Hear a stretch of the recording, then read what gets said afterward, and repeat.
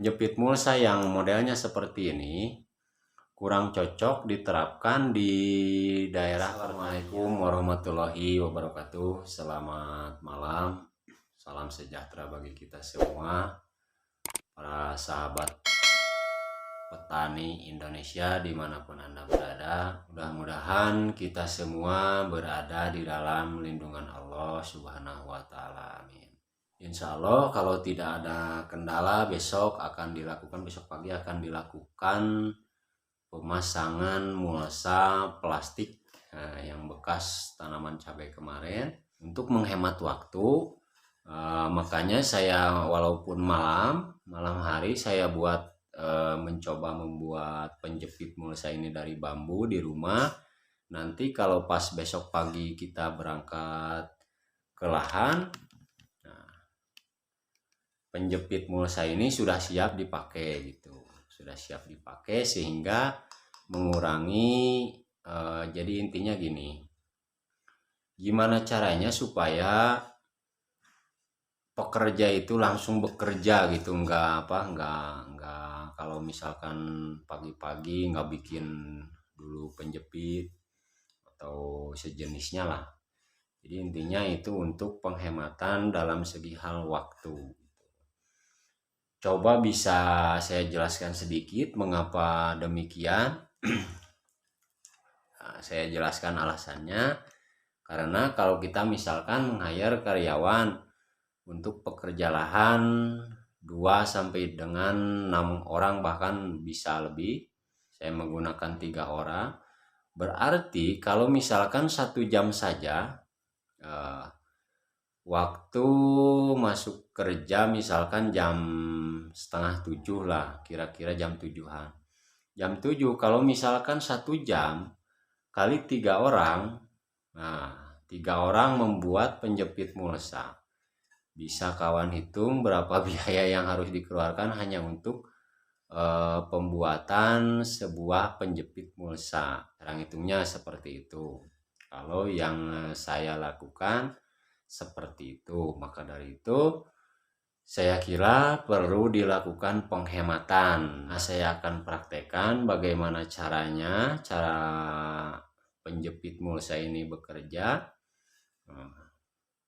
Saya kira ini agak berbeda dengan yang kawan-kawan buat, mungkin.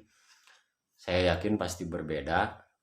Nah, kita langsung saja lihat pembuatannya seperti apa.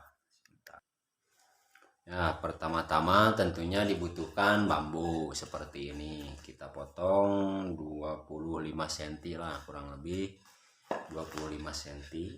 Nah, lalu kita belah jadi 2 bagian.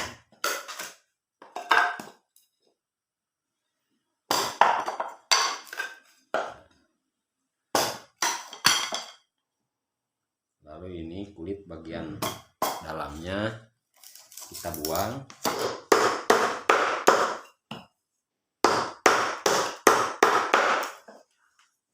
Bagian 2 sisi ini kita runcingkan supaya nantinya mempermudah penancapan ke tanah. Lalu kita kecilkan. Dibuat seperti ini. Nah, kedua ujungnya dibuat agak runcing. Nanti kita akan menekuknya di tengah-tengah sini. Nah, seperti ini. Walaupun saya tadi sudah katakan ini tidak biasa seperti yang kebanyakan petani-petani lakukan. Ini saya membuat tekukan di tengah seperti ini karena saya berada di pertanian saya berada di lahan miring. Jadi otomatis lahan miring itu rentan terkena terpaan angin. Jadi kalau misalkan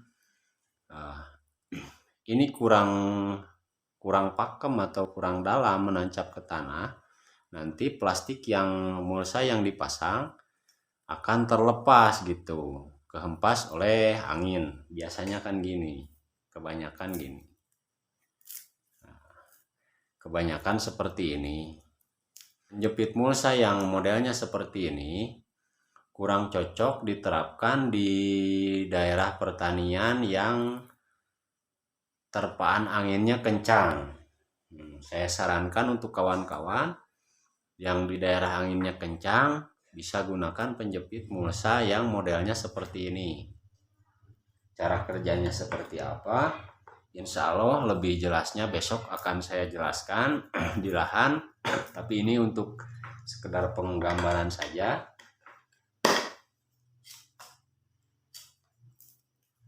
Cara kerjanya seperti ini. Ini kita buat panel seperti ini, panel yang kecil. Nah, mulsa kita gulung bagian sisi mulsa kurang lebih 3-4 gulungan lah. Lalu untuk bagian yang menancap ke tanah dijepit pakai ini. Nah, tinggal kita pantek menggunakan palu supaya ini nantinya menancap ke tanah. Bagian ini menancap ke tanah, dan mulsa tidak akan robek karena nantinya mulsa akan tertahan dengan ini. Nah, tertahan dengan ini. Dan untuk lebih jelasnya besok akan saya praktekkan pemeragaannya seperti apa. Insya Allah cara ini sudah beberapa cara saya lakukan dan beberapa bahan saya gunakan, termasuk penjepit mulsa yang di pasaran, berada di pasaran itu yang harganya 10.000 perak. Saya kira itu kurang efektif untuk diterapkan di lahan yang biasanya terkena terpaan angin yang kencang gitu. Pengalaman saya dalam berbudidaya cabai menggunakan mulsa sebenarnya bukan ditentukan oleh kerapiannya, tapi kerapatannya sebenarnya fungsi dari mulsa itu, sehingga kegunaan daripada mulsa untuk mendapatkan stabilitas kelembaban ataupun mendapatkan suhu tanah yang ideal gitu untuk sebuah tanaman budidaya. Itu yang saya tahu, itu perbedaannya sangat banyak sekali dalam hal terutama budidaya cabai yang pakai mulsa dan yang tidak. Sebenarnya perbedaannya sangat nampak sekali. Tanaman cabai yang menggunakan mulsa biasanya pertumbuhannya lebih optimal gitu, lebih maksimal pertumbuhannya karena stabilitas suhu udara di dalam tanah menjadi stabil gitu. Dicirikannya seperti itu, dan juga pemupukan menjadi efektif gitu. Inilah cara saya membuat penjepit alat untuk menjepit mulsa supaya rapi. Sebenarnya banyak kalau kita misalkan merencanakan dengan matang berbagai kebutuhan dalam mengelola sebuah usaha tani, itu diantaranya ya seperti ini. Pembuatan kalau kita bisa bikin sendiri dan murah, kenapa harus beli gitu? Ya tinggal bikin saja sendiri. Dalam sebuah usaha itu kan yang kita cari itu hasil laba ataupun pertumbuhan. Untuk apa kita hasil panen melimpah tapi usaha kita tidak bertumbuh, itu tidak berkembang, bisa percuma kan. Tapi kebanyakan petani sih seperti itu. Padahal menurut saya ada satu kunci yang kebanyakan petani, mohon maaf, disepelekan, yaitu manajemen pengelolaan sebuah hasil gitu. Nah, di channel ini insya Allah kedepannya mudah-mudahan akan kita bahas tentang bagaimana caranya mengelola sebuah hasil sehingga bisa meningkatkan skala usaha kita. Misalkan dari awalnya, contoh semisal seperti saya sendiri, dari awal tidak memiliki sama modal, tidak memiliki lahan sama sekali. Alhamdulillah dengan menggunakan metode bertumbuh dan berkembang, alhamdulillah sampai saya sekarang ini pas video ini dibuat, alhamdulillah saya sudah memiliki modal dalam bentuk lahan gitu yang sudah produktif,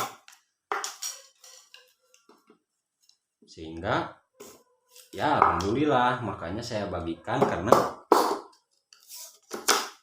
selama lebih dari 5 tahun saya menguji coba salah satu metode yang saya sebutkan itu metode bertumbuh dan berkembang gitu. Ternyata lumayan ada progres lah, peningkatan seperti itu. Makanya saya bagikan, mudah-mudahan bisa menginspirasi dan bermanfaat untuk orang banyak tentunya. Seperti ini jadinya seperti tusuk sate.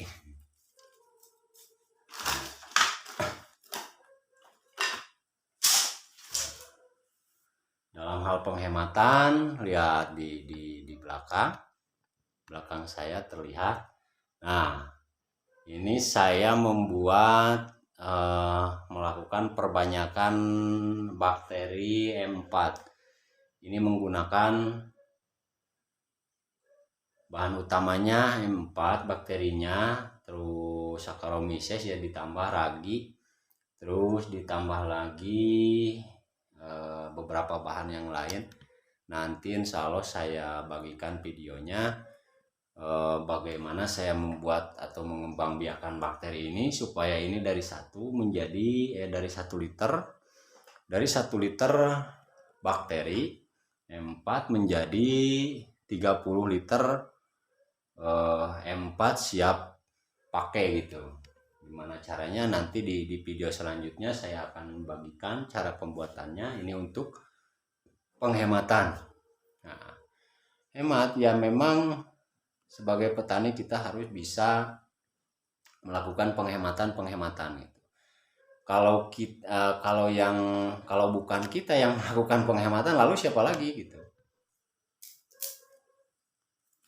ya.